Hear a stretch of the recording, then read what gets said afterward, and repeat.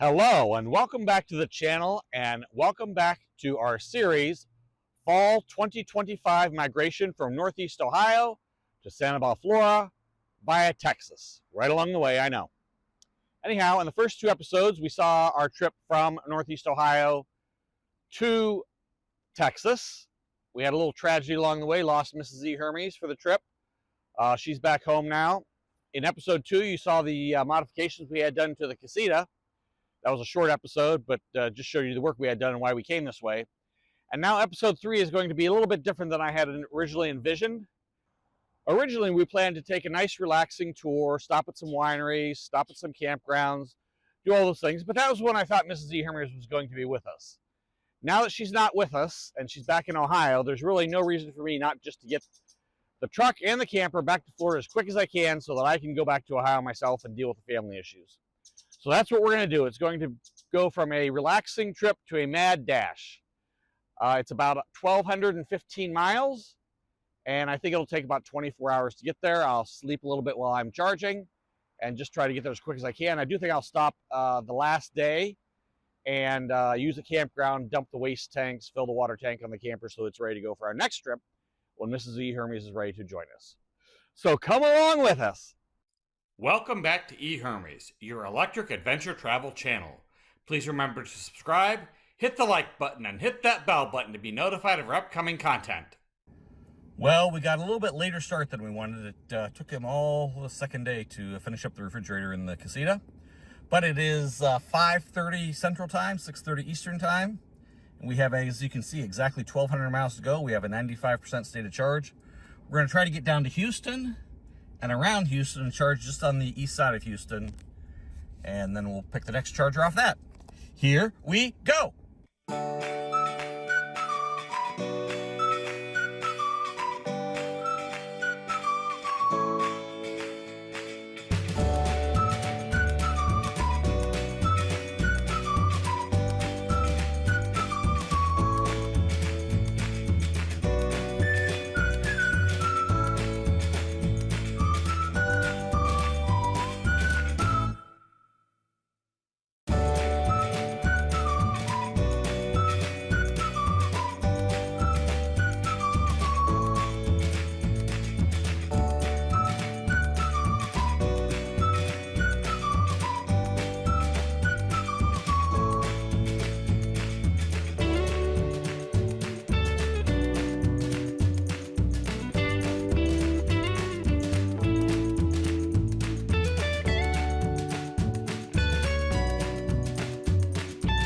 All right, we have made it to the Buc-ee's in Baytown, Texas. This is actually the very first Buc-ee's I ever saw.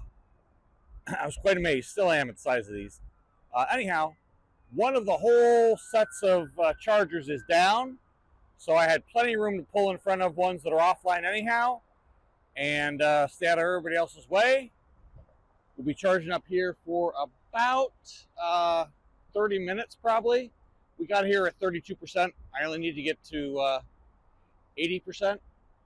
So these are all the chargers that are down here that are down. Really unusual to have Tesla have 4 or 5, a whole bank of them down, but that's the deal here.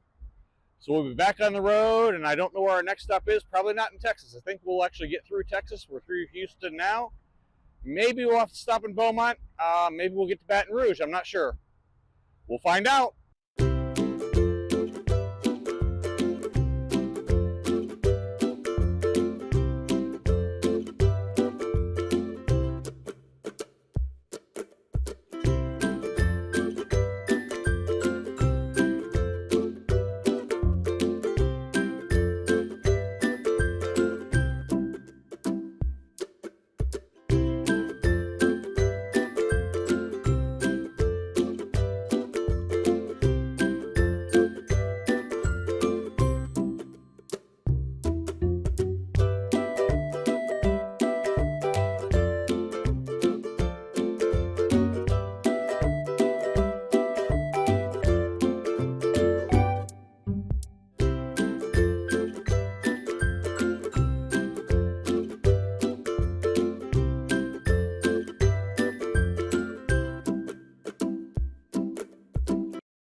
We did get out of Texas, but we certainly didn't get to Baton Rouge, Louisiana.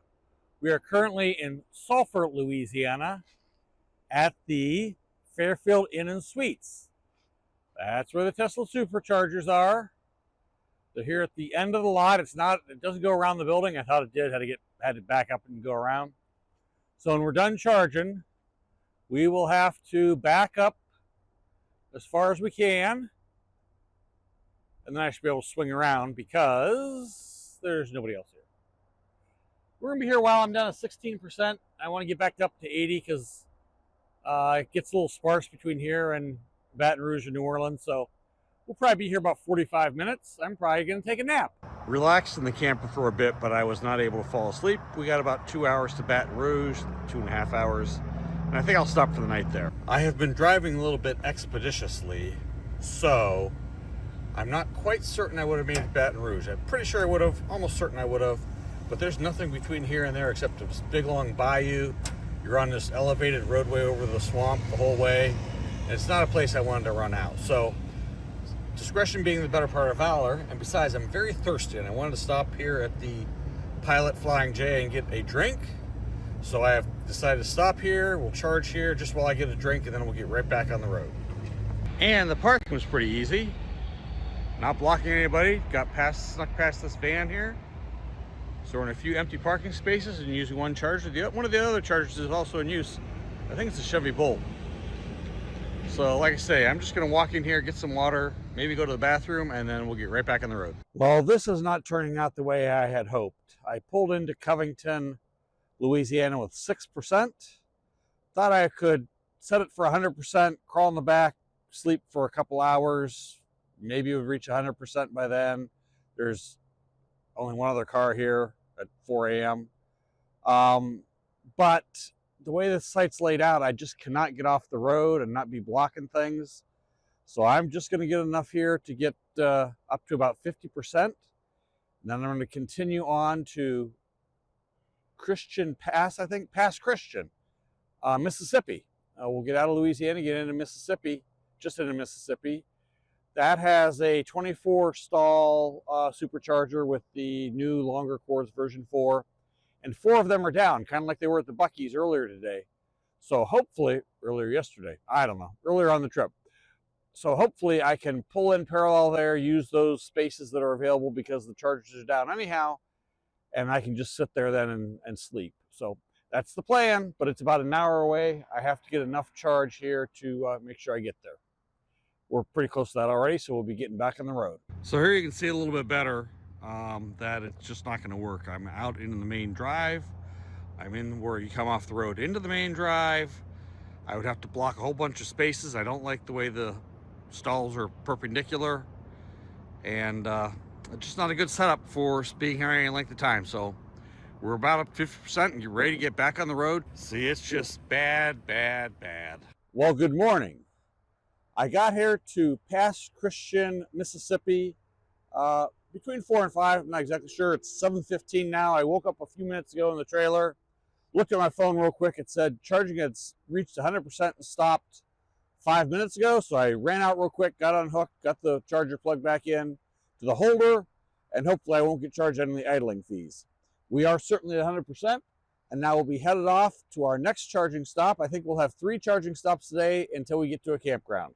I haven't even picked up the campground yet, but I want to go about 500 miles, so that should be 3 charging stops.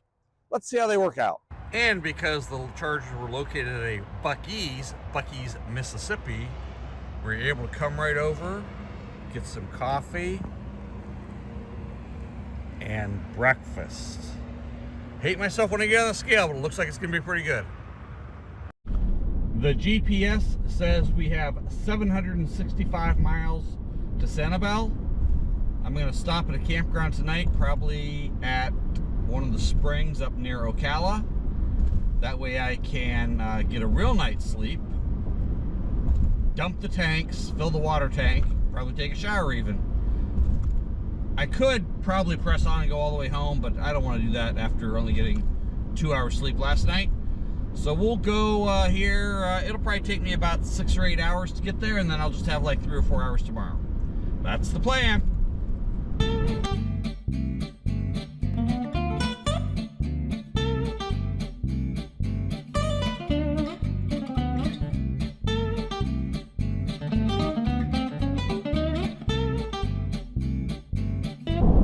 I give you Mobile, Alabama. And now we are going to go underground and underwater and beneath the sea, as it were, at least Mobile Bay.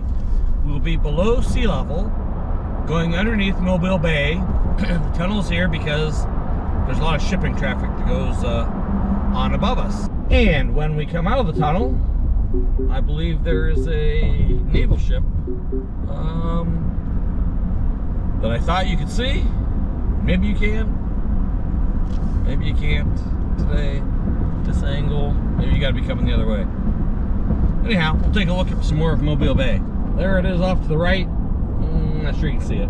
You see it better coming the other way, actually. We left College Station yesterday. We had about 1,200 miles to go. We drove from College Station down and across Texas through Houston. Then we drove through Louisiana, across all the long part of it, and then the little bits of Mississippi and Alabama. And we have now just entered the state of Florida. So you'd think, great, we're home, we're in our state we're going to. Well, we're not even quite halfway. We've only gone just about, well, exactly 600 miles, 602 miles, and we have 613 miles to go. So knock out all those other states, but Florida, driving it, it's a big state, especially when you're going across the Panhandle, then down the coast. We're gonna stop in Pensacola and find a charger. I thought I could get to a town called Crestview, but I can't. So we're gonna go to Pensacola and get a charger there. And I think today, that might be our last one, or maybe we'll have one more, we'll see. We have 28%, but I decided we're gonna stop at the Pensacola Florida Power and Light Charger. Haven't used one of those in a while. They're hit or miss. Sometimes they're good, sometimes they're broken. Hopefully this one works. The reviews I saw says recently it has been working, and it also shows some photographs that make it look like it'll be an easy approach. In half a mile, use the left lane to turn left onto Florida 291 South. It'll be an easy approach with the trailer. So we're gonna give this one a try and see if hopefully there's nobody in that end stall. I can pull right up beside it and not block anything. Well, this is pretty well what the photograph led me to believe I'd have. If these are working, this is a great setup for me with the trailer. I'm going to maneuver over here, get parallel to them, block a couple regular spaces that nobody uses way out here except maybe... Head southeast toward North 9th Avenue. Maybe a Christmas... Take the next right, then turn right. You know, you're very bossy. Your destination is on the right. All right, here we are. Let's see if they work. It's not blazing fast, but the access really is wonderful. So we'll just stay here and get up to 80%. Should take probably just speed about 40 minutes.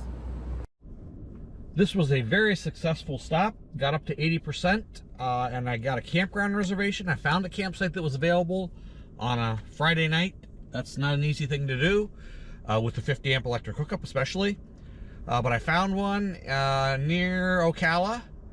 A little bit northwest of there, actually. I don't know the name of the town. So that's where we're going to go for the night. I will have 2 more charging stops. I got the next one of those planned out. It's at a Tesla supercharger at a barbecue business. So that sounds like that might be a good thing for lunch. So we will head that way now, near Tallahassee. Here we are back on Interstate 10, crossing Pensacola Bay. I have to say, between Pensacola and Tallahassee is surprisingly desolate. Just nothing but these pine forests. An occasional exit, but no real towns. And nothing along the sides of the road beyond the right-of-way that I can see.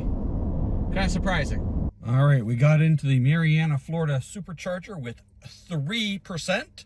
Fortunately, there was an end stall available, so we were able to get the end stall with the trailer behind us in a gravel lot, not blocking anything. And just had to pull a little close to this car in the second stall, but I mean, there's room for them to get out. So we'll be here for a little while since we're down to 3%. Even to get to 80%, it'll take a while. So probably about 40, 45 minutes, maybe 50. I think I'm gonna go get some lunch at Dickey's Barbecue.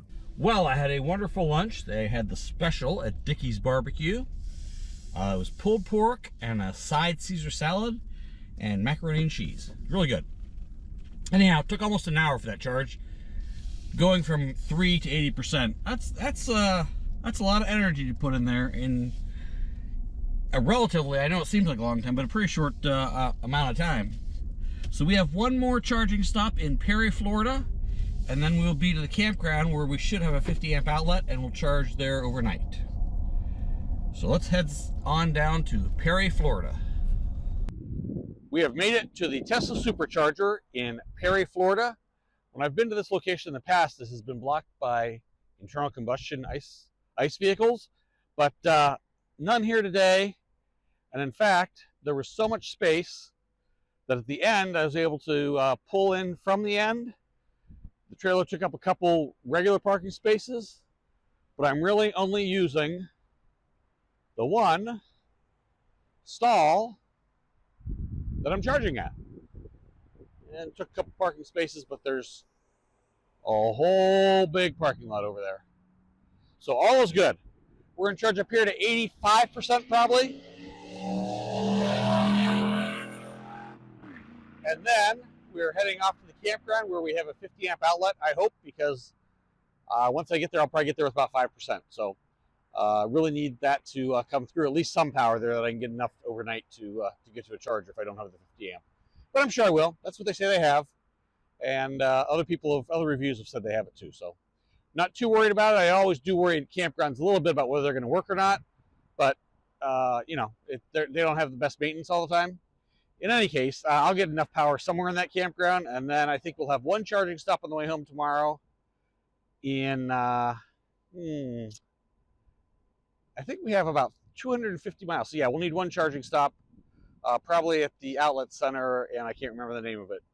But they've got Tesla superchargers, and I think they may have some Mercedes branded chargers like the ones at Buc-ee's. They looked like they were installing those last time I was there about a year ago. So we'll take a look at that as well. That's all for tomorrow, though. Let's get wrapped up here charging and get to the campground. Good morning. We made it to Tillis Hill Equestrian Campground, I think it's called. It's a gorgeous place. A lot of Spanish moss up in the trees, blowing in the breeze. I would have to say there's 30 sites here. About a third to a half of the people actually do have horses with them. We've been to a lot of other equestrian campgrounds in Florida where there were no horses involved at all, but this place is really set up nicely. They have their own stable for them and everything. So it's a good place. A lot of trails through the state forest here. They can ride them as well. In fact, got off on one of those last night in the truck in the camper, and that was not cool. But we solved that problem. Just backed out onto the main road again. All right, so we did charge up last night to 100% with the 50 amp outlet. We ran the camper off the 30 amp outlet, so we didn't use Pro Power on board at all. We're going to go ahead and dump our waste tanks, fill our water tank, and then we'll be heading for home. We'll have one stop at the Ellington Premium Outlets, and that'll be our only charging stop, and then we'll be home. So it'll be pretty straightforward. I don't mind getting home with almost zero because I know I have power and the charger there to charge with, so I can crawl in there at 2 to 5%, not a problem. I don't think I will. I think it'll be closer to 10 or 15, but we'll see. But like I say, it's not an issue either way. So let's get on the road and get headed to home.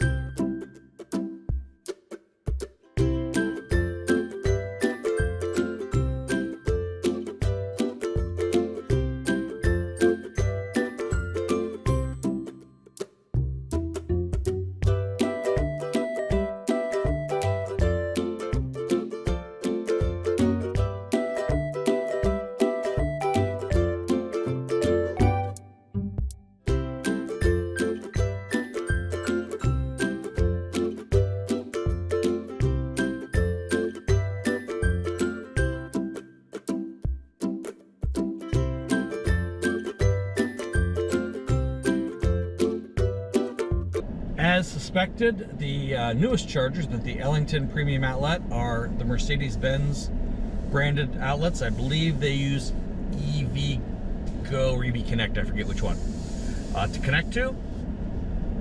We're actually going to, they're not really laid out real well for a trailer, so we're going to go back over the Tesla superchargers and use the one on the end. Actually, from this direction, especially if there's nobody else around, you can pull in pretty easily if there's nobody in the end spaces, get up here, and the back of the trailer, at least my trailer, is off the road. So this would actually be a good way to charge. I did go ahead and use the Tesla ones because that's what I'm used to, but these look like they're ready to go.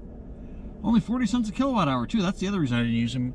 A lot of times these are 50, 60 cents, but only 40 cents. I think the Tesla's 36, so, and that's with the membership. So this is a good deal also. So next time I will definitely use these. I've actually found them to be faster than the Tesla chargers. And just like that, we are crossing the Sanibel Causeway onto Sanibel Island. We are arriving with 10% state of charge, plenty comfortable for getting home, as I said earlier. And overall, our trip from Texas, from College Station, Texas to Sanibel was 1,210 miles, and we averaged 1.3 miles per kilowatt hour. Our trip in total from Northeast Ohio to Missouri and Texas and everything in between was 3,575 miles, and we averaged 1.4 miles per kilowatt hour. We certainly hope that you've enjoyed this look at our trip from College Station, Texas to Sanibel, and our overall trip from Northeast Ohio to Texas and everything in between. If you did, please hit the like button. Of course, we hope that you're subscribed, and please hit that bell button to be notified of our upcoming content. Thank you!